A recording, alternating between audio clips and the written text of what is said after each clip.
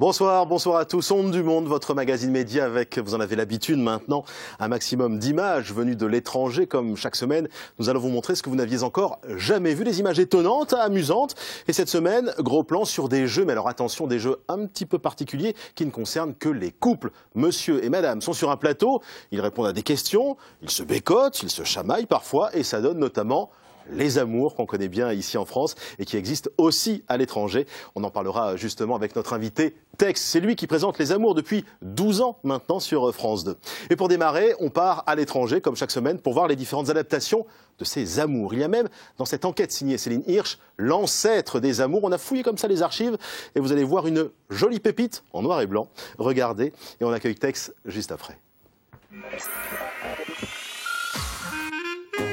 Qui dit jeu de couple dit les amours. Mais ce programme présenté actuellement par Tex est un export du Newlywed Game apparu en 1966 aux États-Unis. La chaîne ABC parie sur ce concept, testant les couples et leur complicité, et la sincérité des réponses est restée la même. Gentlemen, complete this sentence.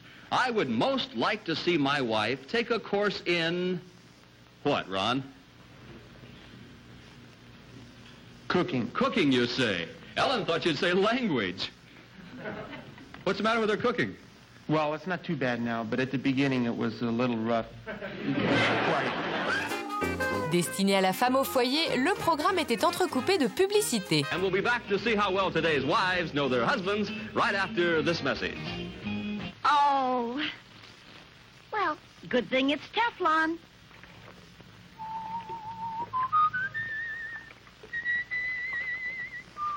Even burned food won't stick to Teflon, so it's always easy to clean. Le concept fait des petits à travers le monde et se décline aussi bien en Serbie qu'en Pologne, le pays où on met des fausses jambes aux candidats. The Newlywed Game, un jeu qui amuse même les présentatrices télé. Aux États-Unis, Ellen DeGeneres n'a pas hésité à jouer avec sa compagne Portia de Rossi dans sa propre émission. If Ellen was reincarnated as a dog, what breed would she be? Right, I And hold what my do you card say? up. You said a mutt. Mais il semblerait que The Newlywed Game ne soit pas une invention américaine. En 1963 au Canada, naît Mr. and Mrs. dont le concept est identique. Là aussi, le jeu s'exporte dans le monde entier, mais ce sont surtout les Britanniques qui raffolent du programme au point de créer une version célébrité.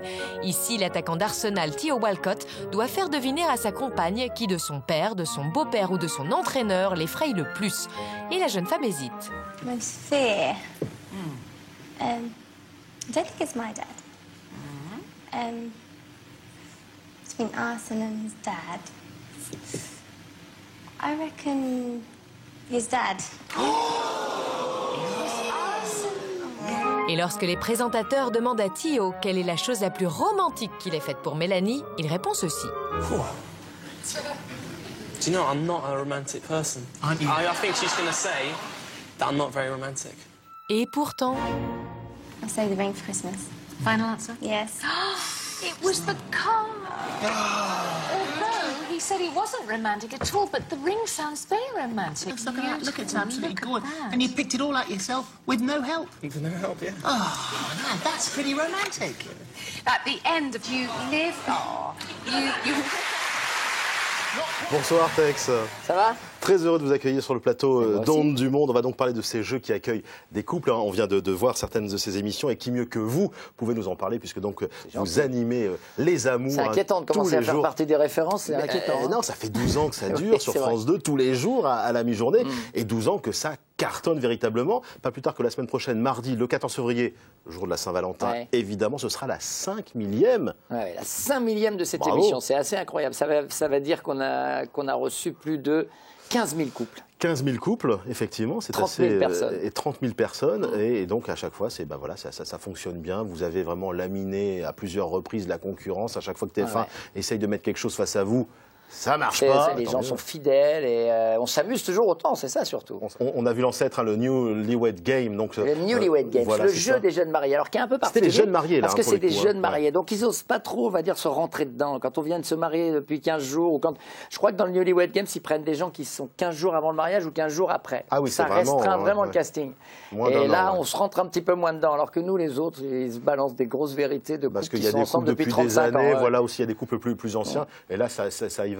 Ça envoie du lourd, ça envoie du bois. Ça envoie du bois. Quand on vous a proposé de succéder à Jean-Luc Reichmann, évidemment, hein, qui avait démarré Les Amours sur France 2 avant qu'il ne parte donc sur TF1, comment vous avez réagi? Vous êtes dit, parce que vous avez un profil d'humoriste, vous faisiez la scène, vous continuez à en faire, on va en parler. J'étais un homme de scène et j'avais vraiment envie de faire de la télévision parce que j'ai eu cette formation d'animateur.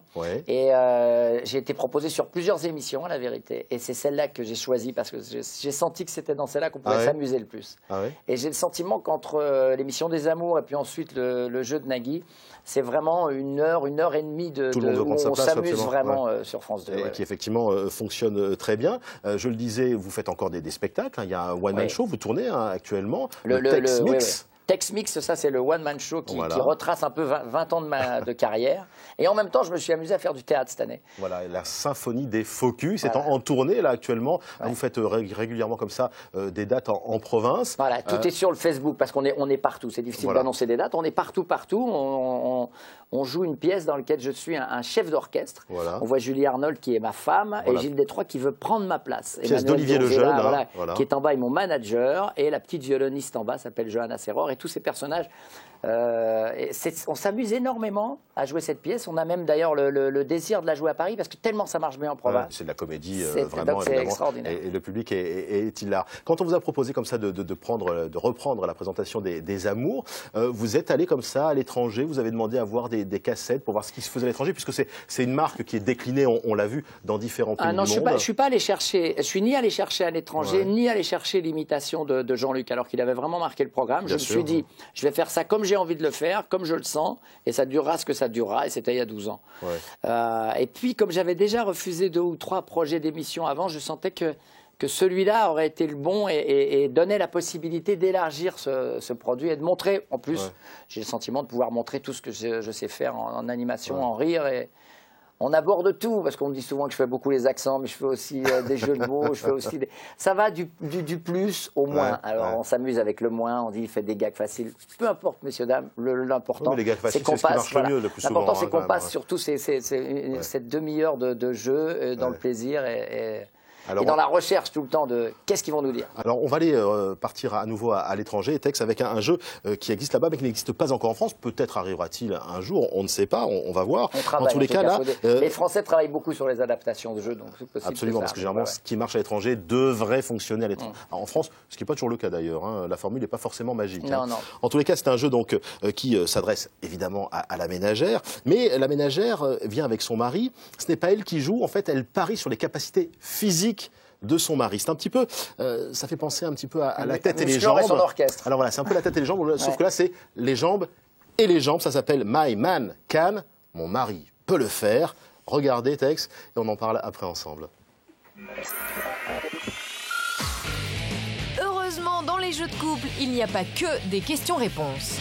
Quand on regarde ailleurs, sur toutes les chaînes, que ce soit en Europe, aux États-Unis, au Canada, vraiment, le couple est utilisé comme vraiment un ingrédient, une valeur ajoutée à un jeu, ou même un ingrédient autour duquel on bâtit un concept de jeu. C'est le cas dans My Man Can, autrement dit mon homme peut, c'est-à-dire que les femmes parient sur les capacités de leur mari. Par exemple, on voit des épreuves où il s'agit de s'attacher à un adversaire et de le pousser hors d'un cercle. Ça peut être manger des piments, ça peut être aspirer une pièce le plus vite possible. Voilà, il y a tout un tas de défis. Et ce qui est assez marrant, c'est que là, c'est vraiment la femme qui a le pouvoir et qui mise sur les compétences de son mari, qui mise comme au poker. Voilà, parce qu'elle est sûre au fond d'elle, elle est sûre que son mari, c'est le plus fort. Des capacités physiques comme ici au Danemark où l'homme doit exécuter une série de pompes en un temps défini. Ou des capacités plus surprenantes comme en Corée où le mari boit un liquide peu ragoûtant. Il est des nôtres, il a bu son verre comme les autres. Wouh! Les femmes parient autour d'une table de jeu pendant que les maris, isolés phoniquement, n'entendent rien de l'épreuve qui les attend, mais ils font assez bien les kékés. Une fois le pari lancé, c'est à l'homme de jouer et à la femme de croiser les doigts. Mit wem möchtest du beginnen? Ganz außen. Dann komm bitte nach vorne, stellt euch in die Mitte. Rücken an Rücken. Rücken an Rücken. Er ist ein bisschen größer, Schnuff. Ganz schön so. Hier. Direkt den Gürtel Aber drum. Ganz schön. So ist richtig. Und jetzt wirklich die reine Kraft nicht wegdrehen. Raus! Erster Punkt für Schnuff. Mais qu'il est fort! En Belgique aussi, il est fort. Sa femme a parié qu'il réussirait à s'enfiler 6 coupes de champagne à la paille et en faisant le poirier. Premier essai, la 4e coupe ne passe pas. Mais l'homme ne renonce pas et finit par réussir à s'avaler les 6 coupes de champ. En revanche, il a du mal à savourer les 10 000 € gagnés. Dit is geen fijn gevoel. Maar dat fijne gevoel komt zo meteen, Jonny. Man. Ik kan nog onder van. Je bent diep gegaan, hè? Heel diep gegaan. Maar je ziet, je man door en door kennen heeft zo zijn voordeel. Dat is ook vandaag weer gebleken, hè? Ja, ik heb het heel goed gebluft. Dank u. Dank u. Jij moet het nu wel ondergaan even. Ja, vrouwen schatten in, mannen voeren zonder tegensprutelen uit. Ook volgende week in een nieuwe aflevering van Mijn man kan dat! Voilà, mon homme peut le faire, peut faire ça. C'est assez amusant, ça, non? C'est amusant, mais ça ne me plairait pas de, ah bon, de pourquoi présenter ça. J'aime pas quand on ridiculise l'être humain.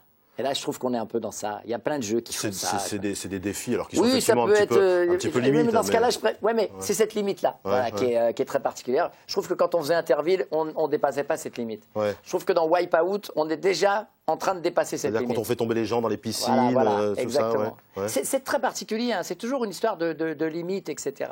Ça, c'est vous personnellement. Voilà, c'est personnel. Voilà. C'est personnel. Sinon, au-delà de ça, est-ce que j'aurais du plaisir à regarder? Je sais pas. Peut-être les best-of, mais rester toute une émission comme ça sur est-ce que mon homme peut le faire? Je sais pas si ça ne doit pas créer un peu des grosses disputes derrière. Ah, mais ça, peut-être qu'après les amours aussi, il y a des bah disputes. Oui, attendez, des divorces. Voir des divorces. Quand vous allez justement à l'étranger, vous regardez justement ce qui se passe, vous vous dites, tiens, il y a peut-être des idées à aller récupérer comme ça à droite à gauche sur des concepts, peut-être? Je suis pas. Déjà, c'est très très compliqué parce que la barrière de la langue, c'est quand même un truc un peu énorme. Mais souvent, on comprend un petit peu les concepts quand même. On voit un petit peu. On retrouve souvent. Enfin, moi, ce que je remarque surtout en allant à l'étranger, c'est qu'on retrouve les grands concepts que sont la roue de la fortune, le millionnaire ou le juste prix. On retrouve souvent ça dans les grandes émissions. Non, ce qu'on retrouve par contre et qui me plairait bien, c'est ce que tout le monde dit, c'est les bimbos de la rail ou les trucs comme ça. Ça en met plein. C'est pour le plaisir des yeux, voilà, ça. Voilà. Ça, je trouve que ça, c'est un peu plus rigolo et un peu moins dégradant que ce qu'on vient de voir, par exemple. Alors, on repart à l'étranger, Tex, pour d'autres jeux qui se passent en couple. Hein. On regarde ça ensemble et on se retrouve avec Tex juste après. Il y a 1001 manières possibles de savoir si un couple se connaît vraiment bien, en testant les hommes sur leur faculté à connaître les goûts vestimentaires de leur chérie, par exemple. Au Danemark, une marque de vêtements propose de gagner 3 350 € en bon d'achat dans une des boutiques de la marque. Les femmes ont 30 minutes pour choisir tout ce qui leur plaît dans le magasin. Les hommes doivent ensuite déterminer quels articles ont été choisis par leur compagne. Le couple gagnant est celui avec le plus de choix communs. Outre les épreuves shopping, les couples peuvent soumettre leur complicité à l'épreuve de façon encore plus décalée. C'est un des ingrédients des jeux de couple, c'est de faire intervenir une troisième personne qui est un peu l'arbitre. Ça peut être le meilleur ami, un membre de la famille qui voit si le couple se connaît aussi bien que ça avec la complicité des téléspectateurs. Ça, par exemple, on n'a pas ce troisième élément dans les jeux français. Et c'est dommage, car on passe à côté de véritables trésors. Les Espagnols se régalent depuis l'an dernier avec El Tercero en Discordia. Les couples viennent avec une troisième personne qui connaît bien l'un des deux partenaires. Certains viennent avec leurs jumeaux ou leur ex, et même leur maman. Oye, tú, Lucas, ¿qué edad tienes, Lucas? 37. 37. Pues fíjate, parecía que tuvieras 32. Y Lolina tiene 81. ¿Cuánto tiempo llevas viviendo con Lolina? Desde el 2000. No, pero antes también vivías, ¿no? Antes también. Antes también. Luego te fuiste de casa. Toda la vida. Sí, toda la vida, siempre con ella, ¿no? Pero, y luego ya juntos, porque ella es tu madrina, y los dos juntos decidisteis volver con Lolina hace... En el 2000, o sea, 11 años. ¿Y qué tal, Lolina? ¿Bien o mal? Les deux femmes doivent répondre la même chose à la question posée pour gagner un maximum d'argent. ¿qué es lo que menos le gusta del tercero en discordia? O sea, ¿qué es lo que a Lucas menos le gusta de Lolina? Menos le gusta que beba cerveza. Oye, me estoy preocupando. ¿Qué bebes? ¿Cerveza por litros o qué? No. No, ¿no? A ver, ¿tú qué has escrito, Lolina? ¿Qué? Que fumo y bebo. ¡También fumas! Pero Lolina, le pegas a todo. ¿También le das? Muy cachis, tío. ¿Pero cuántos al día? ¿Qué? ¿Cuántos al día? Ay, eso no te lo puedo decir porque ¿No? la tabacalera me denuncia. ¿Y la cerveza qué es? ¿Litronas? Sí. ¿Pero qué me estás contando? Claro. Pero litrona directamente. Litrona, porque si compro botellines, non, ma cunde. En termes de jeux de couple, je me dis qu'on passe à côté de pas mal de concepts qui sont quand même hyper sympas, hyper divertissement et surtout très naturels, voilà, c'est facile, c'est sincère. Texte, Merci Virginie. Virginie Cellier, absolument. Ce jeu espagnol, vous le connaissez parce que vous me disiez que dans les amours, vous avez introduit un troisième élément. Oui, on a fait des variantes. Nous, on a fait la plus connue dans les variantes, c'était les petits amours. On avait les parents avec les 2 enfants. Ouais. Et puis on a eu beaucoup de mal à faire les castings, donc on a arrêté, mais on avait des sacrées surprises. Ah ouais. Et on a essayé ces couples à 3 avec l'ex au milieu, avec des fois la belle-mère. On a essayé tout ça, c'est pour ça que je ne suis pas foncièrement d'accord avec ce que dit Virginie, parce que je pense que le concept le plus fort, c'est The Newlywed Game, c'est les amours. C'est le couple en soi, sans aide extérieure. Il y a tellement de choses à sortir déjà du couple sur 20 minutes. Alors nous on va dire, allez, on a 30 minutes, ça fait 10 minutes par couple, ça suffit. Hein. Oui, mais alors c'est vrai qu'on peut ramener un élément perturbateur, mais ils ont déjà tellement de mal à se situer entre eux, on modifie le jeu. On complique, et je me rends compte d'ailleurs en le voyant. C'est un jeu à part, oui, ça, mais on complique le concept, et je pense que les gens n'y vont pas. Il faut que les concepts de jeu soient simples, faciles à comprendre, évidents, et pour que les gens les suivent. C'est le gros problème qu'ont les gens qui inventent des jeux pour la télévision. Oui, absolument. Il faut que ce soit effectivement simple et qu'on comprenne tout de suite. Alors l'histoire du shopping au Danemark, ça, on comprend effectivement. Ça, c'est plutôt drôle, quoi. Ouais. Après, il y a la législation française qui fait qu'on ne peut pas non plus travailler avec une marque directement. Est-ce que ça peut durer en quotidienne, ou est-ce que il ne faut pas non plus confondre un concept avec une bonne idée. Une bonne idée, on la voit 2-3 fois, on a compris, on trouve ça rigolo. Un concept comme nous, ça dure depuis 15 ans. Et ça prouve la force de ce concept. Et là, c'est juste une bonne idée, je pense. C'est un truc qui viendrait dans une émission sur les couples, ou dans un 20h50, on mettrait ça. Mais que ce soit le shopping au Danemark ou l'émission avec l'élément perturbateur en Espagne, c'est quand même toujours, on teste la solidité des couples. Si les couples se connaissent bien, ce qui est parfois assez surprenant, c'est qu'au bout de X années de mariage, en fait, on ne sait pas du tout ce que préfère comme aliment l'autre, quel est son plat préféré ou sa couleur favorite. Il y a eu dans le zapping dernièrement un truc où c'est ce que je pose comme question pendant la question bonus. Je pose, la femme elle me dit non. Est-ce qu'il connaît l'heure où vous voulez? Non. Est-ce qu'il connaît le nombre de cafés? Non. Il connaît vos... Non. Alors j'ai arrêté, je fais, il connaît des choses sur vous quand même? Parce qu'il y en a, on se demande, quoi. Ou alors on se demande s'ils ont envie de gagner la finale. Mais oui, il y a des gens qui se connaissent pas beaucoup. Et alors, le plus étonnant, c'est qu'ils ont perdu, les couples, et moi je m'en rends compte au fur et à mesure qu'on avance dans l'émission, ils ont perdu le contact. Ils ont perdu l'habitude de se parler entre eux. Quand ils sont ensemble depuis 10, 12 ans, etc., ils me parlent à moi parce que je suis là, que je sers d'intermédiaire, et puis plein de fois je leur dis, mais parlez-lui à lui, dites-lui à lui. Et on s'aperçoit que quand ils se regardent dans les yeux, ça fait bien longtemps qu'ils ne se sont pas parlé comme ça. Mais c'est assez... c'est très étonnant, mais c'est parce que le mari rentre, il allume la télé, qu'est-ce qu'on mange? Pendant qu'il mange, il regarde la télé, après il va sur son ordi, etc. Ils ne se parlent pas beaucoup, les couples, finalement. Mais c'est un constat qui fait un peu peur, là, non? Non, mais il faut le dire, c'est une réalité, c'est comme ça. Juste avant la Saint-Valentin et la Saint-Millième, merci. Hein. Tu connais le contraire de la Saint-Valentin. C'est la Saint-Va-t'en-loin. Saint-Va-t'en-loin. Ah, pas mal. Alors tiens, à propos des couples et la solidité des couples, il y a eu évidemment, il y a quelques années, cette fameuse émission de télé-réalité. Pour le coup, c'était une sorte de jeu, mais enfin, c'était plutôt de la télé-réalité. C'était évidemment l'île de la Tentation. L'île de la Tentation, qui a existé sur TF1 et puis après sur la vicieux, TNT. Quand même, hein, on est d'accord. Ça, c'est le genre de choses qui vous intéressent, que vous regardiez, que vous auriez pu présenter éventuellement? Non, je trouve que c'est très vicieux. Ramener une tentatrice, mais c'est la vie aussi. Ne soumets pas à la tentation. C'est la vie qui est comme ça. C'est la vie, mais là, tout d'un coup, dans un endroit idyllique, etc. Et tout, c'est flatter tous les bas instincts. Je me méfie de ce qui flatte tous les bas instincts à la télévision. Voilà, c'est dans ce sens-là que d'une certaine manière, il y a très peu d'émissions de télé-réalité que j'aime. Parce que d'une manière générale, quand on flatte les bas instincts, on parlait tout à l'heure des achats, etc. la chasse et l'argent, etc. Nous, on essaye de rester en surface de tout ça. On en parle, mais on flatte pas tout ça. Alors justement, à l'étranger, il existe des jeux de couple, Tex, qui lorgnent vraiment, puis alors sans aucun complexe, du côté de cette fameuse télé-réalité. On part en Australie et aux États-Unis. Vous regardez, puis vous nous dites après ce que vous en pensez, Tex. D'accord. Les amours ont été adaptés en télé-réalité. En Australie, le jeu s'appelle Australia's Perfect Couple et rassemble des couples divers et variés. The boys. Oh my God. And the second timers. Can you stop and just wait? Oh, get over it. I'm a virgin. I'm a virgin. And it'll stay like that until we do get married. Les couples sont soumis à des épreuves. Réussir à conduire les yeux bandés grâce aux indications de son conjoint, par exemple. Chaque semaine, un couple est éliminé par ses camarades. Le vainqueur repart avec une belle somme d'argent destinée à l'aider à démarrer la vie à deux. Cette déclinaison télé-réalité des amours a été inventée par les Américains en 2008. Et là-bas, les épreuves peuvent aussi être physiques. Number one husband coming through.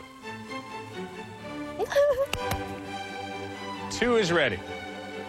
These are the number 2 set of buns. I think that's too number 2. perky. Here comes number 3. This is like a bachelor party at Ryan Seacrest's house. I don't think Matt's packing that much. Et si on proposait ce jeu mais version présentateur télé? Toi aussi retrouve les fesses de ton animateur favori. Emmanuel, j'arrive! Je crois qu'elle a perdu le sens commun, Céline Hirsch, hein, c'est juste n'importe quoi. Test de reconnaissance des fesses. Ah ben ça, c'est un grand classique. Moi, je suis un enfant du Club Med, hein, on peut citer les marques. Oui, c'est ça. Et on faisait ça, nous. Ah bon? Mais ça s'appelait l'élection du couple. Et on faisait ce jeu où les yeux bandés, ils devaient recoudre des cœurs sur les pantalons. On avait tout un concept qui marchait de manière efficace et où tout le monde riait. Non, ça par contre, c'est une très bonne adaptation. Ça, moi, j'irais les yeux fermés. Ah oui. C'est des problèmes de production. Nous, on adorerait pouvoir faire ça tous les jours. Oui, mais ça, par exemple, France 2... Aller poser des questions, aller voir si c'est la réalité chez les gens et tout, ce serait magnifique. Mais ça, c'est pas une émission pour le service public. Ça me paraît difficile que ce soit sur France 2. Si, ça, je pense que ça dépasse pas les bornes. Ah bon? Ça, c'est raisonnable. Le toucher des fesses comme ça, vous voyez ça sur France 2? Oui, bien sûr. Non, mais ça, c'est rien du tout. D'ailleurs, je crois que je l'ai déjà vu. Ah bon? Non, mais ça, c'est rien du tout. Non. Puis en plus, là, le soir, chacun d'entre eux se retrouve en circuit fermé, on va dire. Ils sont entre couples. On ferme la porte, comme quand le château de la Starac se ferme, on ferme la porte, on ne va pas voir dans les chambres. C'est ça, il n'y a pas de caméra dans les chambres. On n'est pas dans la discrétion, on n'est pas dans le graveleux et dans le baveux. Donc c'est passionnant de voir ce que les couples peuvent faire pendant une semaine de vacances. Donc ça correspond tout à fait à nos vacances ici du club. L'appel est lancé au producteur. Tex est intéressé. Alors ça, je trouve que c'est une belle émission. Très bien. Tex, on arrive à la fin de cette émission. Déjà, merci beaucoup d'avoir passé cette demi-heure avec nous. On vous retrouve évidemment donc tous les jours sur France 2 pour les amours. Et la 5 millième, donc ce mardi, le 14 février, le jour de la Saint-Valentin, pour prouver donc que votre histoire d'amour avec le public continue plus que jamais. Ça va, je l'ai bien fait, c'est bon. Oui, c'est pas mal. Et puis donc également sur scène, donc au théâtre, en tournée en ce moment en province avec cette pièce d'Olivier Lejeune, la Symphonie des Focus. La Symphonie des Focus, où on rit vraiment beaucoup. Si on passe à côté de chez vous, venez parce qu'on rit vraiment beaucoup. Allez-y, vous allez trouver les dates sur Internet, évidemment. Et puis donc votre one man également qui tourne en province. Tex. Appelez-moi, messieurs les maires et tout, parce que maintenant c'est compliqué pour le spectacle d'hiver, on en parlait tout à l'heure. Appelez-moi et avec plaisir, je viendrai. Vous avez une page Facebook, hein? Oui, tout est là, tout est en place. Tout est sur Internet. Merci beaucoup donc d'avoir été avec nous. Mais merci Maître Maubert. Mais c'est mon plaisir, croyez-le bien, croyez-le bien. Avant de se quitter, tout à fait, comme chaque semaine, on vous propose des images inédites, venues bien sûr de l'étranger. Alors, rien à voir avec les jeux de couple, Tex, je vous préviens, puisqu'on part en Islande, dans une station-service de nuit à Reykjavik. Alors dit comme ça donne pas forcément très envie. Mais en fait, c'est une série de la télé islandaise qui a été un vrai carton là-bas. Il y a même eu une déclinaison en film au cinéma. Ça s'appelle Næturvaktin. Je parle bien islandais, Næturvaktin, évidemment. Voilà, on suit en fait 3 pompistes de cette station-service qui essayent de s'occuper la nuit. Regardez, c'est vraiment très drôle. Bonne semaine, on se retrouve dimanche prochain pour un nouveau numéro d'Onde du Monde. Et à très bientôt, avec Tex. Le veilleur de nuit. Merci beaucoup. Absolument. Merci, Tex.